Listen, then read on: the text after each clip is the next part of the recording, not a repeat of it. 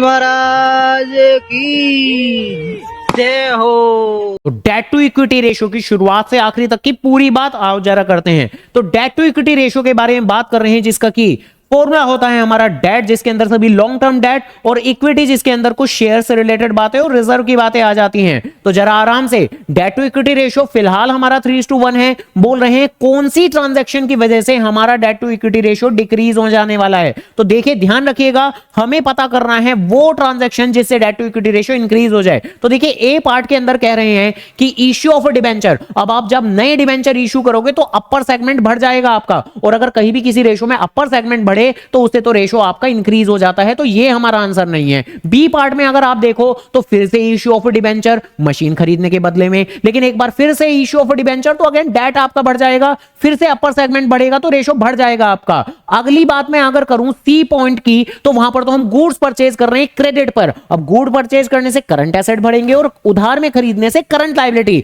जिसका कोई इंपैक्ट पड़ेगा ही नहीं डेट टू इक्विटी रेशो पर। अब अगर मैं डी पार्ट की बात करूं तो डी पार्ट में कह रहे हैं फ्रेश नए शेयर इशू कर रहे हैं। अब नए शेयर जैसे ही इशू करेंगे तो इससे मेरी इक्विटी राइज हो जाएगी, लोअर कंपोनेंट इंक्रीज होगा। अपर कंपोनेंट बढ़ने से रेशो बढ़ता है, बट लोअर कंपोनेंट जितना ज्यादा बढ़ेगा उतना ज्यादा आपका रेशो डिक्लाइन कर जाने वाला है। तो ये वो ऑप्शन है जिससे आपका रेशो डिक्लाइन करेगा। तो यही अपना फाइनल सभी का दुलारा आंसर है, डी पार्ट। तो ऐसी और एमसीक्यू जानने के लिए, रेशो का बढ़ना घटना समझने के लिए वीडियो को लाइक, चैनल को जरूर सब्सक्राइब